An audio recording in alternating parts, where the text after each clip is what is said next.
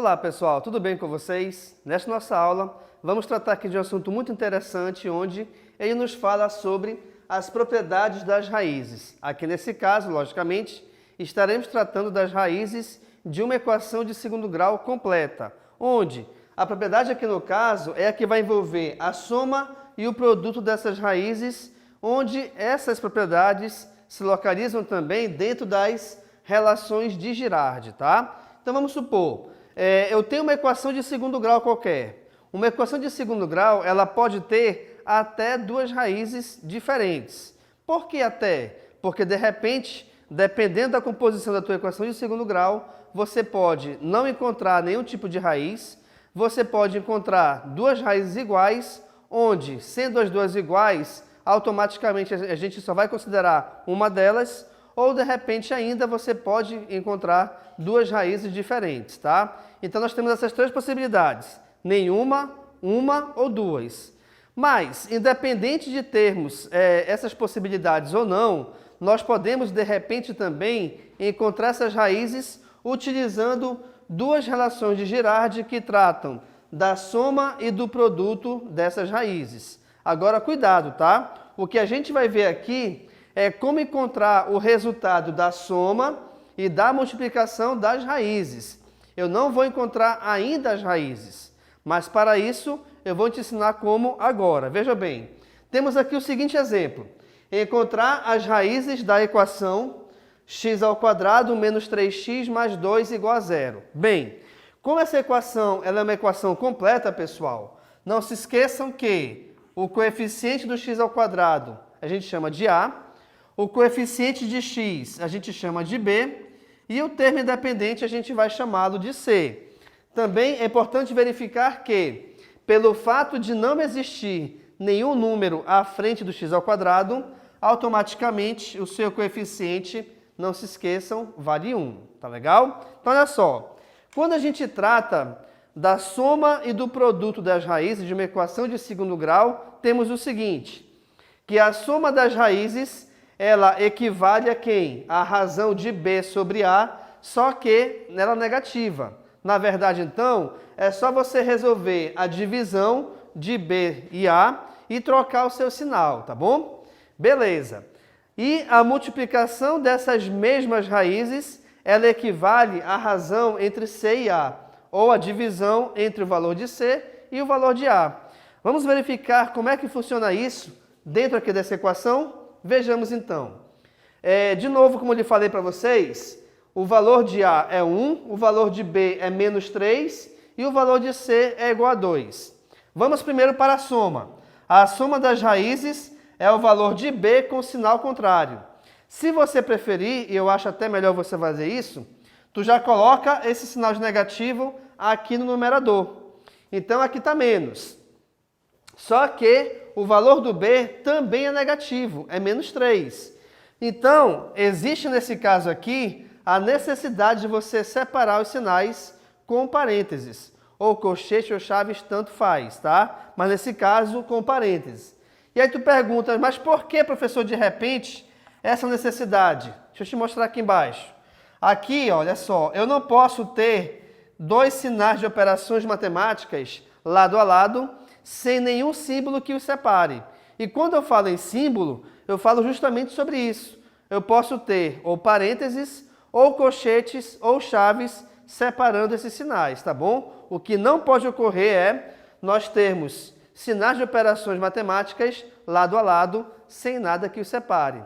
Por esse motivo, existe então a obrigação de nós termos os parênteses aqui na nossa expressão, no caso, no numerador, ok? E aí, sobre A, o valor dele é 1, de acordo com essa equação que estamos trabalhando. Bacana! Quando a gente vai eliminar parênteses, não esqueçam, jogo de sinal. Se os sinais são iguais, resultado sempre positivo. Logo então, menos com menos é mais, fica somente o 3. E aí, pessoal, nós teríamos aqui 3 sobre 1. Por que eu falei teríamos? Porque nesse caso, devido ao fato de o denominador ser igual a 1, você tem a opção de esquecer esse valor, que foi o que fizemos e é muito melhor você fazer isso, tá? Então, se esse denominador vale 1, esquece. vai ficar somente com o numerador, cujo resultado é 3. Beleza. Vamos agora para a multiplicação. A multiplicação ela equivale à razão entre o valor de C e o valor de A. Lembrando, estamos trabalhando com essa equação aqui, tá? Então, aqui nessa equação, o valor de C é 2 positivo, então fica 2 em cima, e o valor do A é 1, então fica 1 embaixo. E 2 dividido por 1 é 2. Vamos aqui, olha só. Obviamente, apenas considerando os naturais. O que isso quer dizer? Eu estou trabalhando aqui, então, esses elementos, tá? Onde os resultados são números naturais. Mas cuidado, a gente está considerando naturais como resultado dessas operações. Mas pode ser que, de repente, também, nós tenhamos aqui operações negativas, com resultados negativos, aliás. E aí, além dos naturais, também iremos considerar os valores inteiros. Perfeito? Vamos lá, então, olha só. Quando a gente acha esses dois resultados, o que eu estou querendo, então? Eu estou querendo, primeiro, dois números inteiros que multiplicados resultam em 2, que foi o valor que nós achamos nessa relação aqui de baixo, assim como também eu quero dois números inteiros que somados resultam em 3, que foi o valor que nós achamos aqui nessa operação aqui em cima. Então, pessoal, o que eu estou te mostrando aqui? Estou te mostrando que 3 e 2 não são as raízes da equação. Esse 3 e o 2 são os números que a gente tem que se basear. Como assim? Vamos lá. Olha só, a soma foi igual a 3, não é isso? E a multiplicação foi igual a 2. E aqui sim, aqui depois que você faz isso, para que você determine esses valores, aí tem que ir por suposição. Então vamos pensar em dois números cuja soma seja igual a 3, e esses mesmos números, quando a gente somar, aliás, vamos mudar. Eu tenho que pensar em dois números quando eu somar esses valores, eu tenho o resultado igual a 3, e quando eu pegar esses mesmos valores, a multiplicação entre eles tem que ser igual a 2. Então, é fácil percebermos que esses números são 1 e 2. E aí, por que vai ser 1 e 2? Porque 1 mais 2 é 3, e ao mesmo tempo, 1 vezes 2 é 2. Logo, então, o que a gente consegue perceber aqui?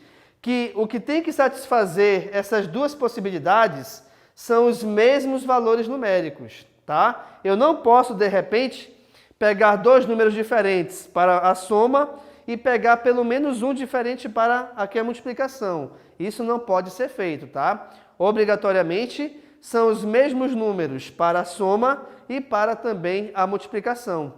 Quando a gente acha esses resultados que eu coloquei aqui em rosa, o que isso quer dizer? Quer dizer que, portanto, vou até colocar aqui, ó, portanto, o conjunto verdade dessa equação equivale a 2 e 3. Então, quer dizer que as raízes dessa equação são 2 e 3. Isso nos ajuda em que, de repente, você está fazendo uma prova de concurso público, de vestibular ou qualquer outra avaliação que seja, e teu tempo está acabando. Ou então você verifica que teu tempo, a cada vez que passa, está diminuindo mais ainda, e você tem que correr nas questões. E aí, se você se depara com uma equação de segundo grau completa como essa, tu já pensa em resolver quem? Usar Bhaskara, delta e tudo mais, e dá muito trabalho. E de repente, utilizando essa ideia das relações de Girardi, você consegue resolver essa equação mais rapidamente, porém, nem por isso deixará de ser eficiente, tá? Então, aqui no caso, eu resolvi essa equação de segundo grau, onde o conjunto solução dela, ou o conjunto verdade, tanto faz, equivale a 2 e 3, utilizando somente aqui a regra, né, a propriedade das raízes, que envolve a soma e o produto das mesmas. Legal, pessoal? Então, nessa aula, nós trabalhamos aqui as propriedades das raízes de uma equação de segundo grau completa, porém, essa mesma regrinha, ela também vale para a incompleta, tá?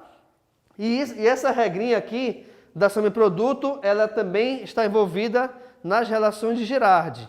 E aí eu te mostrei as duas fórmulas, que no caso são equivalentes à soma das raízes e à multiplicação das mesmas, assim como também te mostrei a aplicação dessas fórmulas para resolvermos uma equação de segundo grau. Não esquecendo que x1 e x2 equivalem à primeira raiz e à segunda raiz dessa equação de segundo grau. Legal, pessoal? Então, muito obrigado. Tchau.